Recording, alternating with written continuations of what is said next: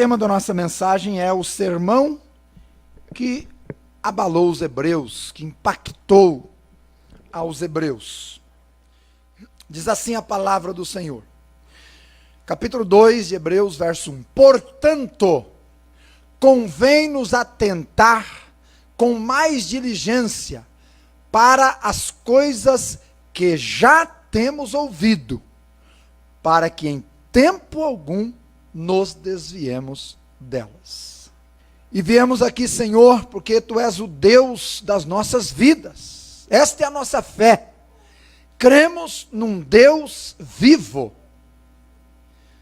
Eu sei que alguns de nós chegamos aqui cansados, talvez oprimidos diante por tudo que o Senhor tem feito, que já se prostraram em adoração a Ti.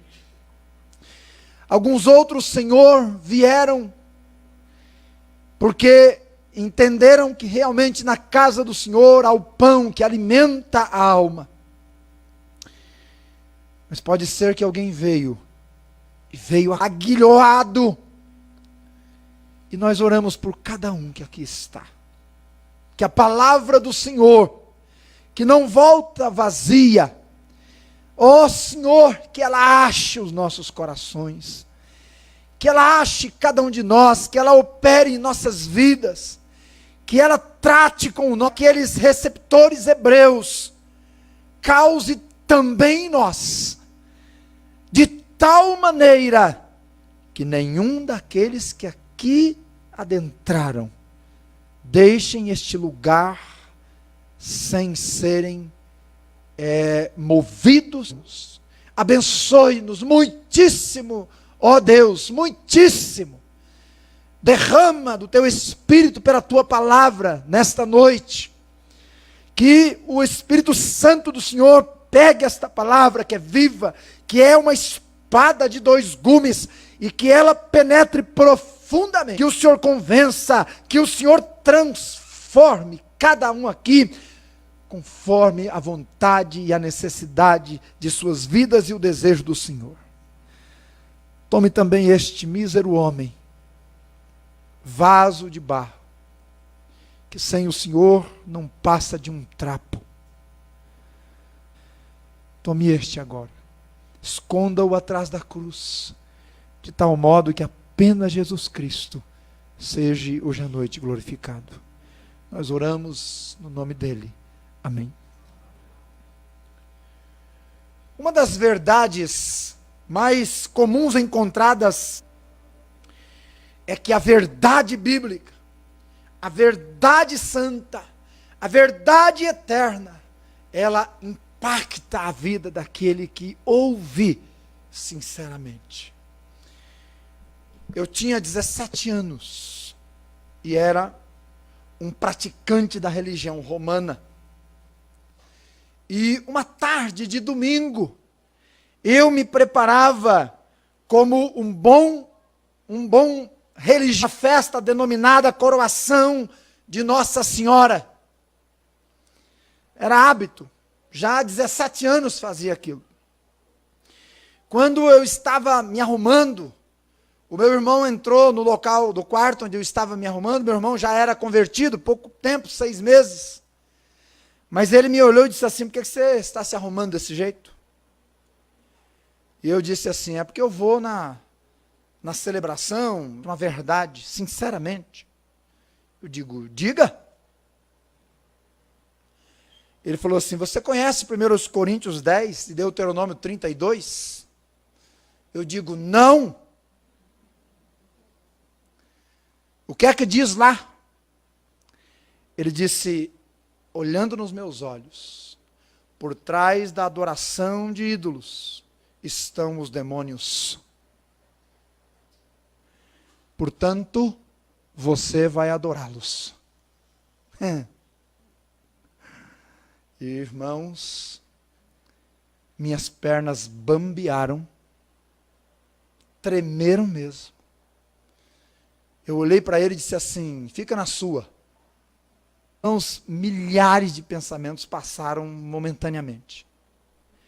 E dentre aqueles pensamentos, alguns que eu me lembro né? Poucos foram, por exemplo, e se o que ele estiver dizendo for verdade? E se eu estiver adorando o Deus errado? E se o que eu for fazer não é a Deus, for realmente ao ídolo que não pertence a Deus? E se o que eu for fazer for uma blasfêmia? Irmãos, meu irmão pregou aquele sermão de 5 palavrinhas e abalou a minha vida.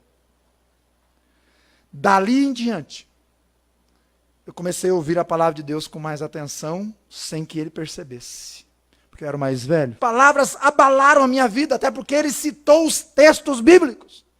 E a palavra entrou no meu coração. Meus irmãos, Deus usa seus servos para abalar com sua palavra a vida de muitos. E não precisa ser um sermão teológico, de conhecimento profundo, de cunho intelectual. A bem da verdade, as verdades bíblicas são simples. E está aí a beleza do Evangelho, a sua simplicidade. E o Evangelho simples transforma pessoas em pessoas simples. Longos anos, ele tem sido semeado e tem abalado muitas vidas. Se não vejamos, muitos avivamentos têm acontecido na história, e avivamento nada mais é do que o retorno à santa obediência à palavra de Deus, como única regra de fé e prática. E tem havido muitos grandes avivamentos na história, onde a palavra abalou a muitos. Se não, escute. No 4º século, João Crisóstomo batizou de muitas pessoas más que se converteram ao Senhor. No século XVI, na época da Reforma, centenas de pessoas vinham a Cristo semanalmente por ouvirem a palavra de Deus. O martelo santo da palavra estilhaçava seus corações e traziam-nas aos pés da cruz, aos pés do Senhor Jesus, nas mãos do oleiro que faziam aquelas pessoas novas, pessoas, e modificou a esfera espiritual daquele país. Vilas, famílias, bairros inteiros foram abalados pela palavra de Deus. No país de Gales, entre outubro de 1858 e janeiro de 1860, 100 mil pessoas se renderam a Jesus Cristo. 10% da população do país. E o abalo foi tão grande que em algumas pequenas cidades do país, quase que a cidade toda se converteu. Muitas boates fecharam. Dizem que chegava aos domingos e o que você via pelas ruas era o transitar de pessoas indo para o culto adorar o Senhor. E não havia mais aqueles bares, aquelas boates, o som daquelas músicas profanas. Coisas fabulosas, maravilhosas, operadas pela simplicidade da palavra de Deus. Mas nunca em toda a história houve algo semelhante ao capítulo 3 de Jonas. No capítulo 3 de Jonas, se converteram no único dia do que em todo Israel no Antigo Testamento. Mais pessoas se converteram no capítulo 3 de Jonas do que as pessoas que se converteram no dia de Pentecostes. Desde o rei aos súditos, as pessoas comuns vieram a Cristo. Uma cidade inteirinha salva aos pés do Senhor Deus. Mas o chocante é que a mensagem que foi pregada era por um missionário que não queria pregar, mas teve que pregar. Era uma mensagem que não tinha nenhuma no original. E ela dizia o seguinte, da boca de um profeta que caminhou por Nínive, de manhã até a tarde, gritando, ainda 40 dias e Nínive será destruída. Mas aquela palavra entrou no coração do rei, entrou no coração dos súditos, entrou no coração dos empregados, dos soldados, de maneira que todos vieram aos pés do Senhor. Abalou o reino inteiro. Começam a achar que são sábias demais, profundas demais, boas demais, e que a simplicidade do Evangelho já não lhes satisfaz. Eu temo por sua queda. Pode ser que nunca tenham encontrado a simplicidade de Cristo. E Paulo também. Aliás, ele disse na sua carta aos Coríntios que o medo dele era que os cristãos se apartassem da simplicidade que há no Evangelho de Cristo. Por quê? Porque muitos destes que estavam cada vez mais e no trabalho fiel. Porque a palavra de Deus, quando impacta, nos traz a uma vida a ser vivida à semelhança de Cristo. Porque foi Paulo também quem disse: sejam meus imitadores, como eu sou de Cristo. No texto em tela, temos o sermão que foi pregado a alguns hebreus nos dias da igreja primitiva. Sem dúvida eles foram impactados, para que em tempo algum nos desviemos dela. Aqueles hebreus haviam ouvido a palavra de Cristo, palavra simples. Haviam abraçado a fé. Mas quando os doutores chegaram e começaram a ensinar um outro evangelho, alguns deles começaram a se afastar da simplicidade e seguir falsas doutrinas. Então o autor aqui vem dizer: olha, povo que ouviu a mensagem do Senhor. Mas como é que esse sermão impactou a vida daquele povo? Em primeiro lugar, vamos olhar para o sermão, que é a carta aos Hebreus. Em primeiro lugar, quem foi que pregou este sermão? Olhe comigo o capítulo 1, versículo 1, por gentileza. Havendo Deus antigamente falado, muitas vezes e de muitas maneiras, aos pais, leia comigo os versículos 22 a 25, mas preste atenção para que você enxergue aí o autor do sermão. Capítulo 13, 22 a 25, diz assim: rogo-vos, porém, irmãos, que suporteis a palavra desta exortação, porque abreviadamente vos escrevi. Sabei que já está solto o irmão Timóteo. A graça seja com todos vós. Amém. Viu aí o autor do sermão? Carta aos Hebreus? Viu aí ou não viu? Não? Nem eu. Nem eu. Quem é o autor desse sermão aí? Não diz a Bíblia. Este sermão foi pregado por um desconhecido nosso. Silas, Apolo, Lucas, Filipe, Priscila, Áquila, Clemente de Roma. Mas o fato é que nem o estilo, nem as características literárias respaldam substancialmente qualquer nome destes. Eu, por pura intuição e por considerar o final de uma carta ou outra, penso ser Paulo. Mas eu nem posso comprovar isso. Eu não tenho como demonstrar isso. Essa é a verdade. Verdade é que Deus usou um servo, e o servo que ele quis, desconhecido nosso, para pregar esse sermão àquele povo que havia ouvido a simplicidade do evangelho. Às vezes eu imagino que Deus faz isto para proteger-nos do orgulho, da vaidade, da soberba e da perseguição. Às vezes para que a glória seja realmente dele só. Então ocultou o autor, para que a glória seja tão somente dele. E quando ele faz isso, ainda é bondosamente prova do seu amor, pois preserva o galardão para dá-lo no dia próprio, no dia em que não poderemos perder mais. Outras vezes Deus usa pessoas que pouco têm para oferecer, por ser Deus o Deus grandioso que é, e detalhista que é. Heróis improváveis para a sua glória. Meus irmãos, Deus nem sempre usa pessoas fortes, inteligentes e famosas para fazer grandes obras. Ao longo da Bíblia, não tão somente dele. Deixe-me dar alguns exemplos. Caleb. Caleb vai aparecer na Bíblia com força mesmo já na terceira idade. Aos 85 anos. É quando ele aparece com força para conquistar algumas coisas lá. Mas ele já está idoso. Então preste atenção, Deus usa idosos, viu? Não olha para seu cabelo branco e diga assim: não, pastor, passa para outro que eu já fui. Foi nada. Ele usou Caleb, pode usar a sua vida. Por que não? Eude. Tem na Bíblia, pastor? Pois é, tem. Sabe por que ele foi usado? Porque ele é canhotos. Deus usou Eude simplesmente pelo fato dele ser canhoto. E Deus deu um talento, um dom para ele, para que ele pudesse realizar uma obra, não é? E conquistar, matar um líder dos opressores moabitas. A escrava da esposa de Naamã, que nem nome tem, uma menina sem nome na Bíblia. Mas Deus usou aquela menina para levar Naamã de volta lá a Israel e ser curado, ser tratado, e o nome glorioso de Deus ser engrandecido numa nação pagã. Mas era uma menina, sem nome.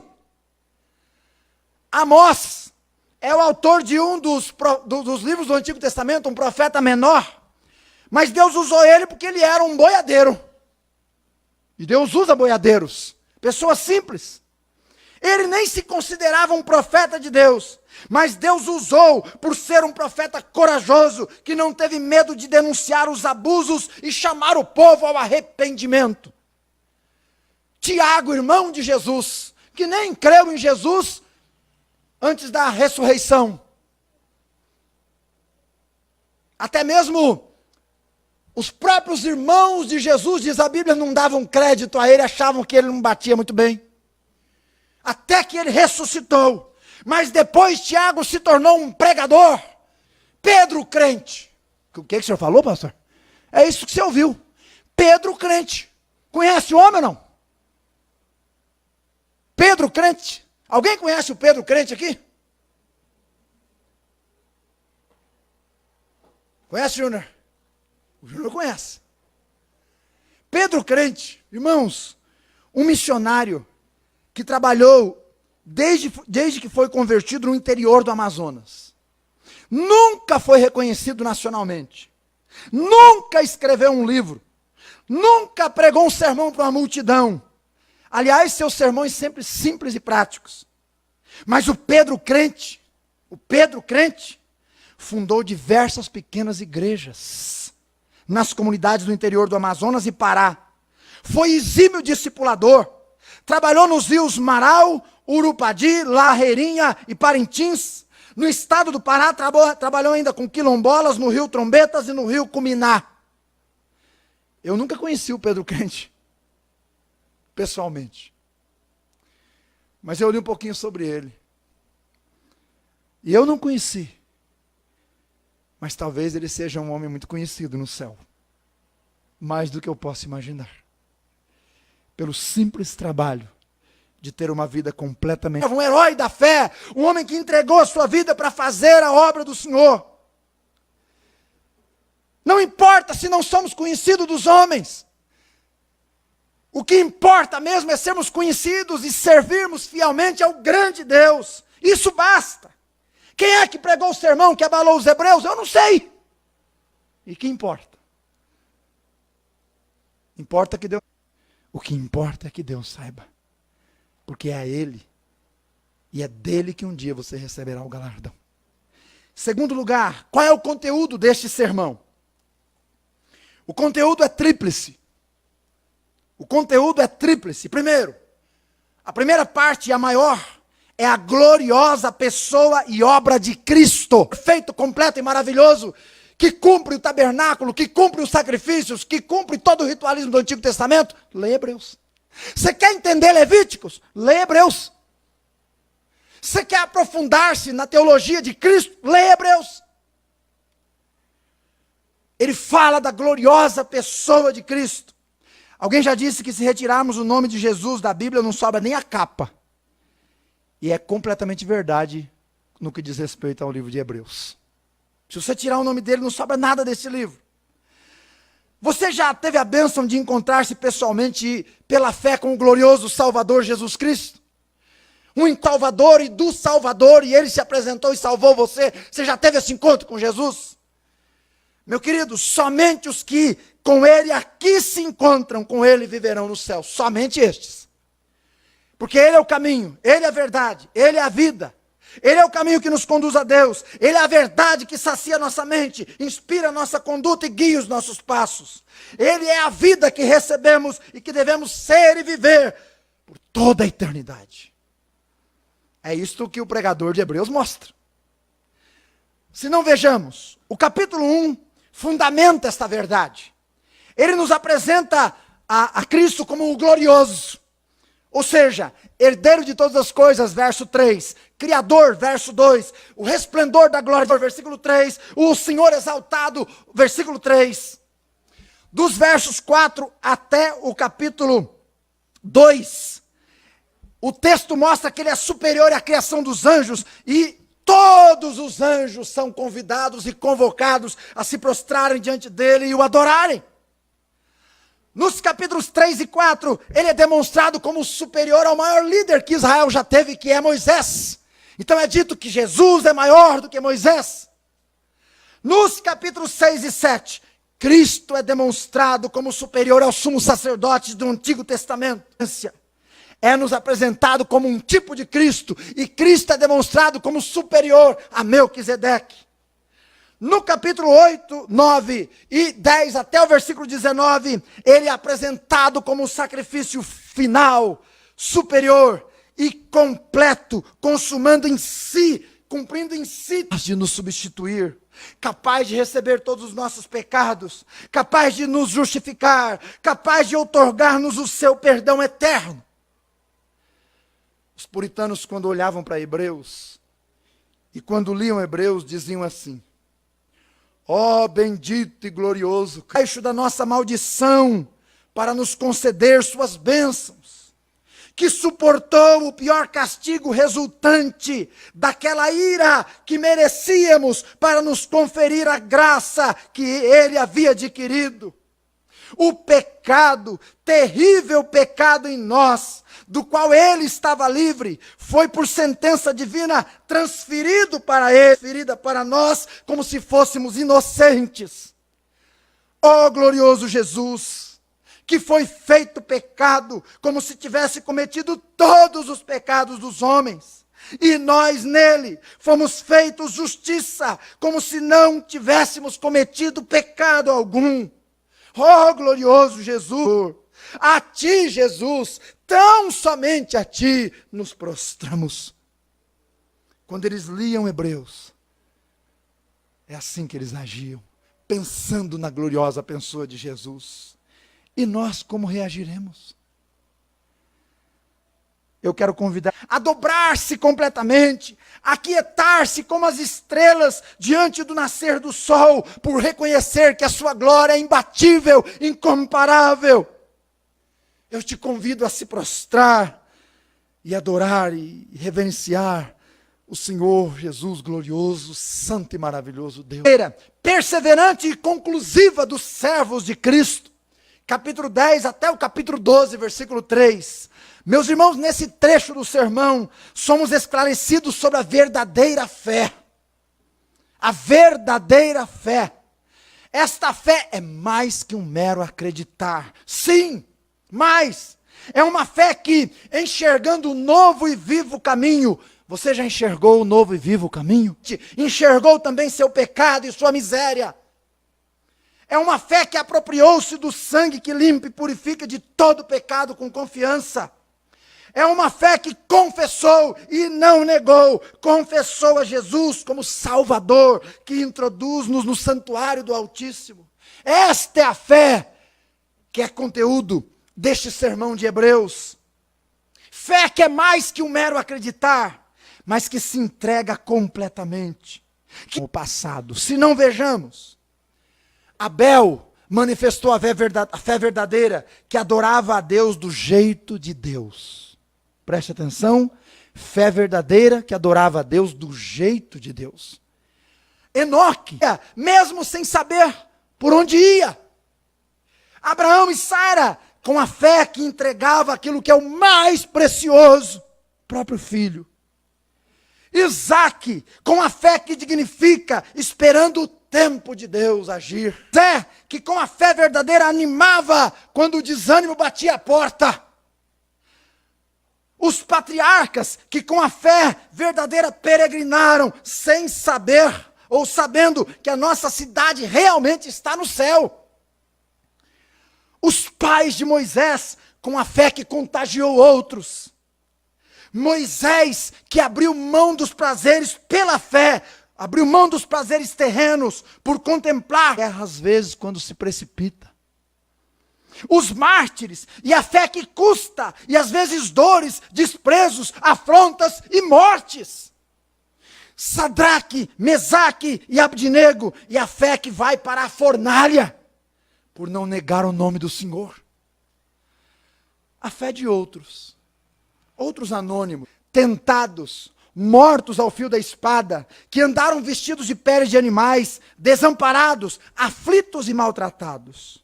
Fé verdadeira, dos quais o mundo que viviam não era digno.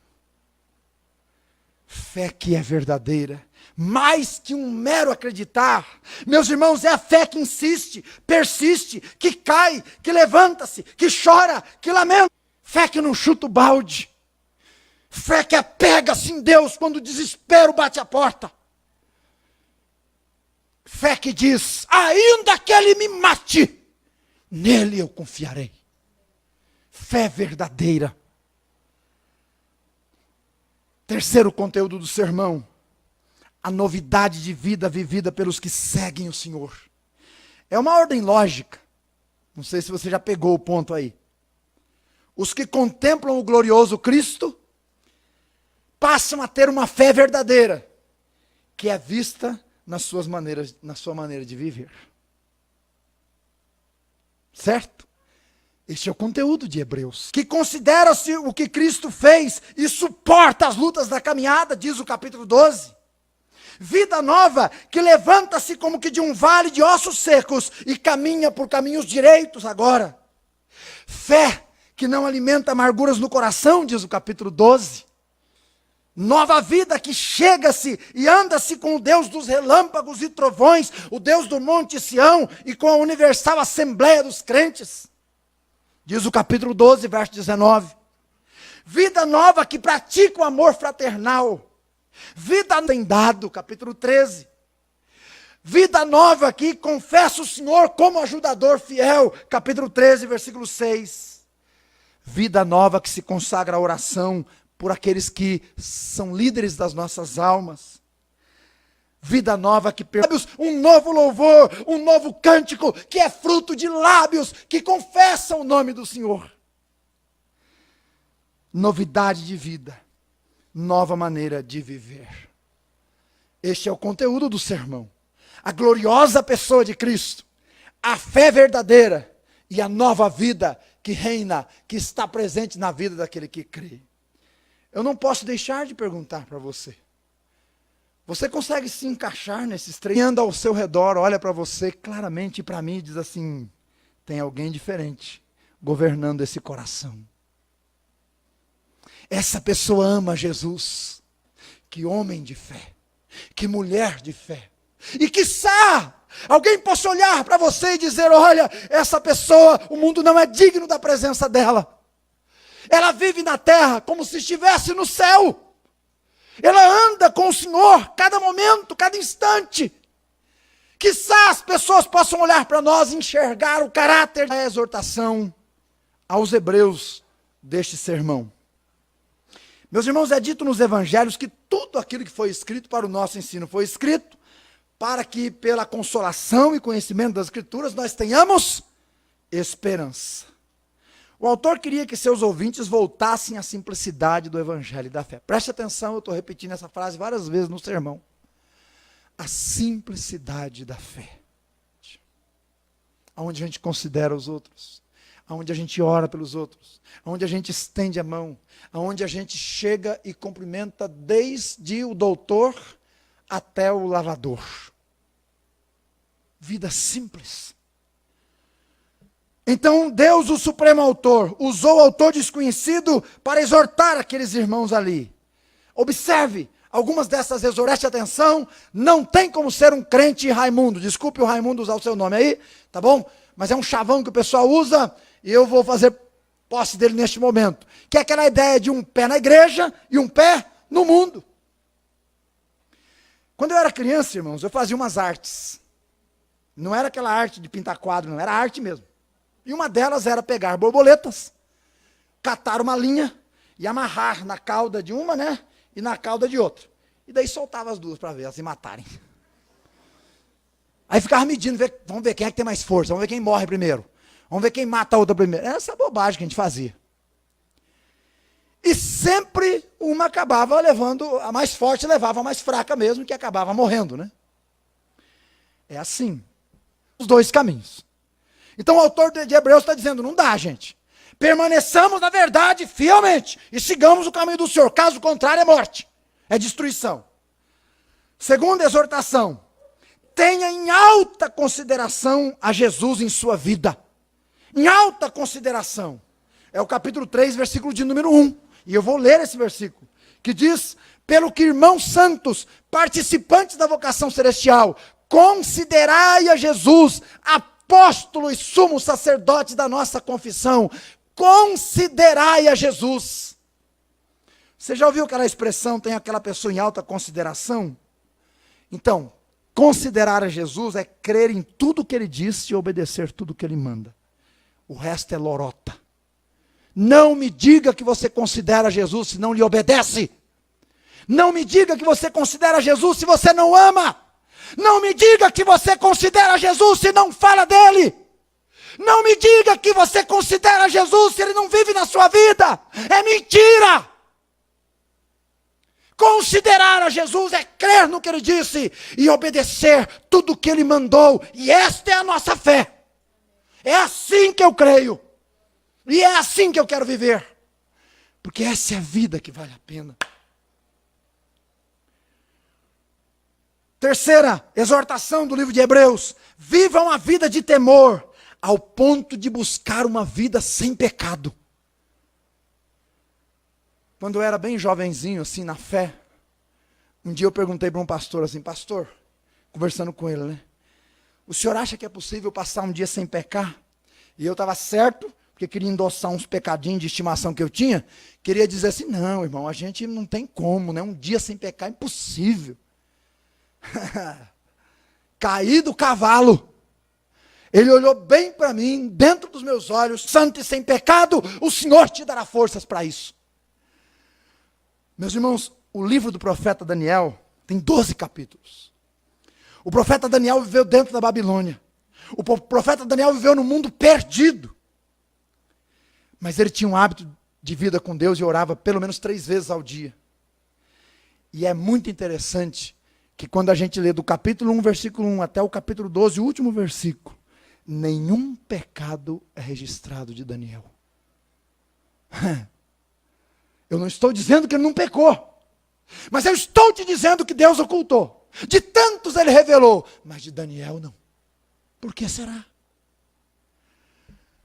Quarta exortação: persevere na verdadeira fé até o fim. É o capítulo 6, versículo 11 e 12, para não cair.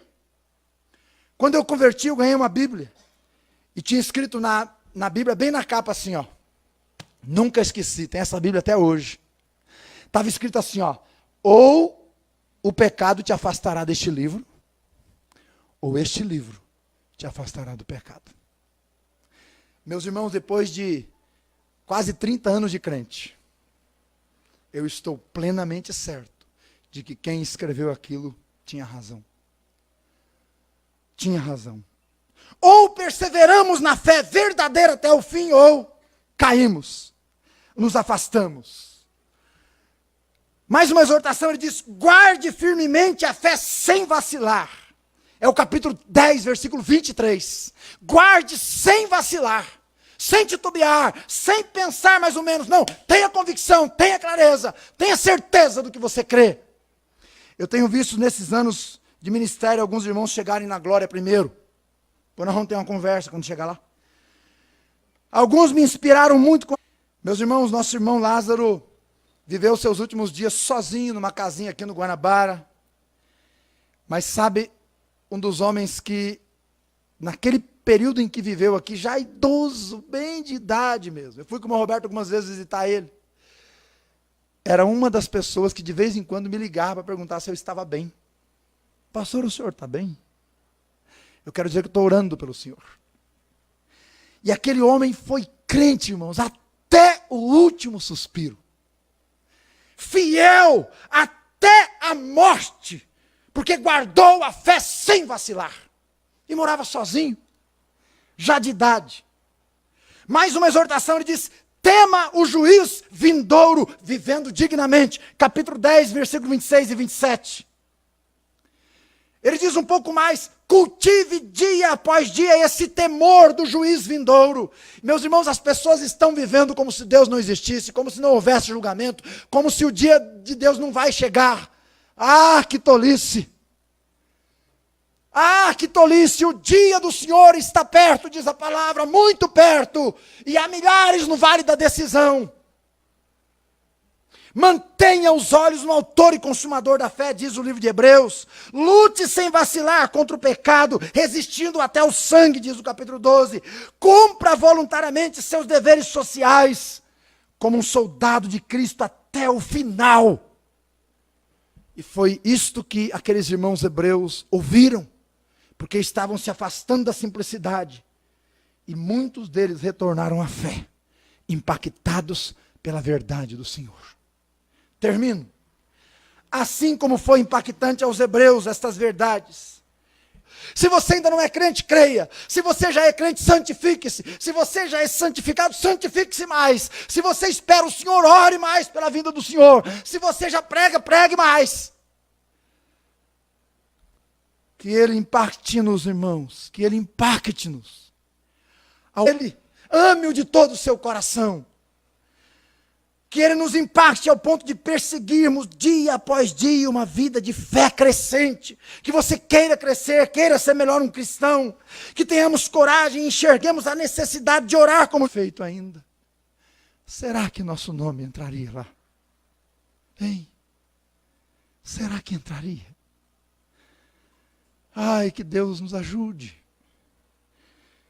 E finalmente derramarmos diante do trono da graça para alcançarmos ajuda nos tempos oportunos, sem jamais deixarmos o caminho do Senhor. Que Ele nos ajude. Que Ele nos ajude. Termino com, por gentileza. Diz assim a palavra: portanto, convém-nos atentar com mais firmeza para as coisas que já temos ouvido. Vamos, irmãos, ouvir o sermão que foi pregado aos hebreus e hoje à noite pregado a nós. E vamos permanecer firmes na fé. E vamos amar o Senhor Jesus. Vamos crescer na graça. Vamos, meus irmãos. Vamos pagar o preço que tiver que ser pago para até o dia que o Senhor me chame na tua presença, até o final. Vamos, irmãos. Que o Senhor nos ajude. Vamos nos colocar em pé. E nós vamos orar ao Senhor neste momento. E vamos falar com Deus e vamos dizer a Ele: Senhor, eu estou aqui. E eu quero que o Senhor impacte a minha vida. Eu quero ser esta vida que o Senhor pode contar e o Senhor pode usar. Eu estou aqui. Eis-me aqui, Senhor. Como o Senhor trabalhou neles, trabalhe em mim. Como o Senhor achou eles, me ache. Faça na minha vida o que o Senhor fez na vida deles, para que eu seja um instrumento glorioso para o teu reino. Vamos, irmãos. Senhor, na tua presença, em nome de Jesus, tua igreja está reunida. Nós já cantamos, nós já oramos, que é verdadeira, que é gloriosa, que exalta o Senhor Jesus, que diz que a vida de fé é uma vida simples, mas poderosa, uma vida que diz, ó Deus, que é uma novidade cotidiana, porque o Senhor vai operando transformações. É uma vida que aceita a exortação de viver uma vida longe do pecado, para a glória do teu nome, mas uma vida simples. Pai, eu quero orar por cada vida que está aqui neste momento, cada alma, cada família representada, cada família que está aqui, ó Deus, neste lugar, nesta noite.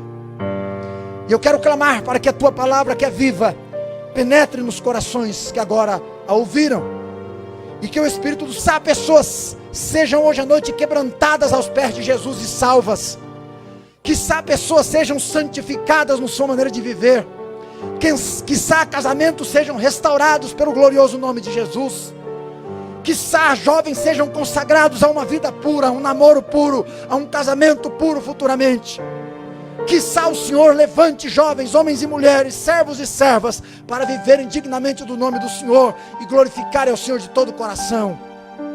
Quiçá o Senhor faça uma grande obra nesta noite, um avivamento como fizeste no país de Gales e em tantos outros lugares nas escrituras e na história. Quiçá o Senhor traga aqueles que estão longe da tua palavra para a tua palavra, e venham, ó Deus, tornar-se uma fonte a jorrar para a vida eterna. Foi pregado. E é esta palavra que nós cremos e confiamos no que o teu Espírito vai usar. Enquanto você está com a sua fronte curvada, você ouviu a palavra, és indesculpável. Você pode atender a palavra hoje. Ela pode não fazer um fruto de transformação se você realmente não atendê-la. Mas saiba que no dia do juízo, esta palavra será apresentada a você como uma sentença de condenação.